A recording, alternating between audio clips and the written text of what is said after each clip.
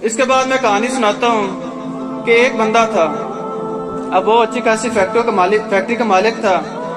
اب اس کے نیچے کوئی 5,000 بندہ کام کرتا تھا. وہ ہر ہفتے وہ پیمنٹ کرتا تھا، تنخواہیں دیتا تھا، اس کے پیسہ آ رہا تھا جا رہا تھا، ریل پیل تھی پیسے کی. تو ایک وقت آتا ہے کہ وہ سارا کچھ چھوڑ چھاڑ کے فیکٹری بند کر کے نا ایک کمرے میں بیٹھ جاتا ہے، اللہ اللہ کرنے لگتا ہے، وہیں اپنا نماز روزہ زکوٰۃ آج سارا کچھ کرنے لگتا ہے.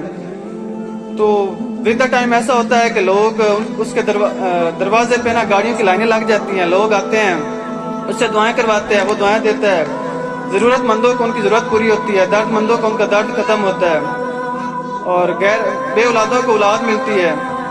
تو اس کا یہ مطلب سرکل اس طرح چل جاتا ہے.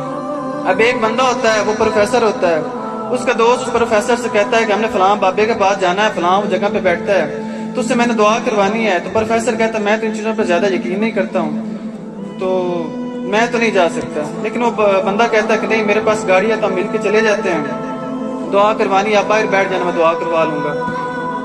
اب ہوتا یہ ہے کہ وہ چلے جاتے ہیں، دیکھتے ہیں گاڑیوں کی لائن لگی ہوئی ہیں، لوگ ہی لوگ ہیں وہاں پہ، بابے کے مطلب وہ سارے جو مرید تھے، یہ پیروکار تھے. تو اب وہ اندر پروفیسر جاتا ہے، اندر بیٹھ جاتا ہے کہ ٹھیک ہے آپ دعا کرواؤ، میں بیٹھا ہوں. کانوں میں ہینڈ فری لگا لیتا ہے. اب کچھ اتفاقاً ایسا ہی ہوتا ہے کہ بابا باہر نکل آتا ہے، وہ ساری عوام اس کے ہاتھ چومنے لگ جاتی ہے. اب بابا اس بندے سے پوچھتا ہے، وہ پروفیسر بیٹھا رہتا ہے نہیں اٹھتا، تو اس سے پوچھتا ہے کہ تمہاری کہانی کیا، تم پھر آئے کیوں ہو؟ تو وہ تو کہتا ہے میں تو چلو آ گیا ہوں، آپ کی کہانی کیا ہے، آپ یہاں پر کیوں ہیں، آپ مطلب یہ کیسے سارا کچھ. وہ بتاتا ہے کہ ایسا ہوا تھا کہ میں ایک فیکٹری کا مالک تھا، میرے نیچے کوئی 5,000 بندہ کام کرتا تھا، پیسوں کی بڑی ریل پیل تھی. لیکن کچھ ایسا ہوا کہ ایک دن میں ساری فیکٹری پہ چھٹی کر دیتا ہوں، اپنے سیکورٹی گارڈ سے بھی کہہ دیتا ہوں کہ آج سب کو چھٹی ہے، میں خود مطلب فیکٹری میں رکوں گا. اب وہ شام کو نکل جاتا ہے، اپنی جو بھی اس کا کھانا تھا، جو بھی وہ بڑے لوگوں کے کھانے بڑے ہی ہوتے ہیں، تو وہ اپنا وہ کھانا لے کے آ رہا ہوتا ہے شام کے ٹائم. تو رستے میں دیکھتا ہے کہ ایک کتے کو نا ایک گاڑی ہٹ کر کے چلی جاتی ہے. اب وہ کتا گر جاتا ہے، گاڑی کا ٹائر وہ کتے کے بیک سے اوپر سے گزر جاتا ہے. اب اس کا پیچھے والا دھڑ بے جان ہو جاتا ہے اس کتے کا.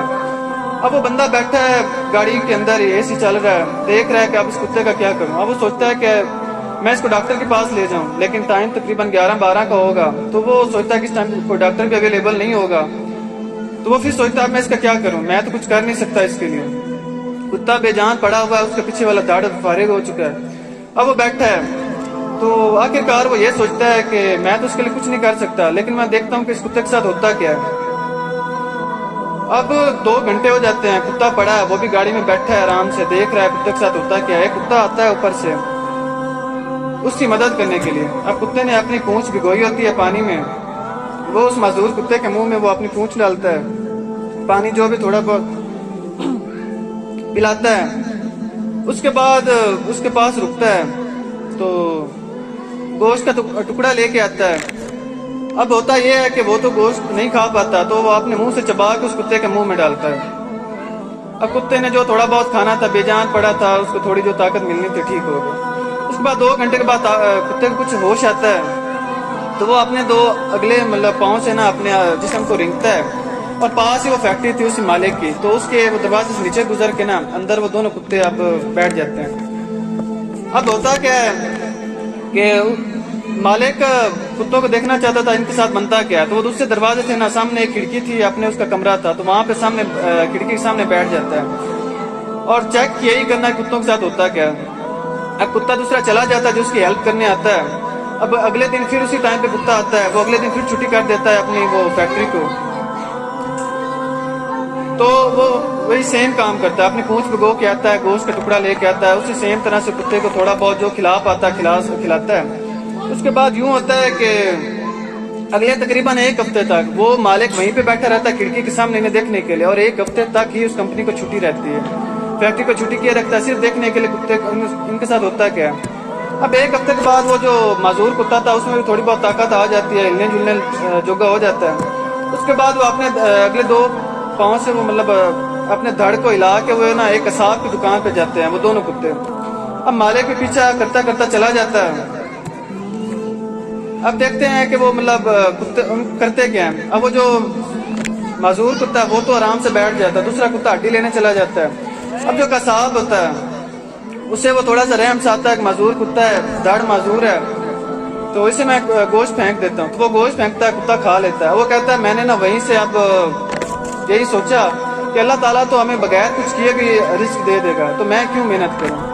وہ کہہ رہا ہے یہی میری کہانی ہے، تب سے میں نے فیکٹری بند کی، اس کے بعد میں یہاں پہ بیٹھتا ہوں، اللہ اللہ کر رہا ہوں، مجھے رزق مل رہا ہے، لوگ آ رہے ہیں دے رہے ہیں، بس کھا رہا ہوں۔ تو پروفیسر کہتا ہے میں نے تو آپ کی کہانی سے یہی سمجھا ہے کہ تم بڑے کمزور آدمی ہو۔ وہ کہتا ہے میں کمزور آدمی کیسے ہوں؟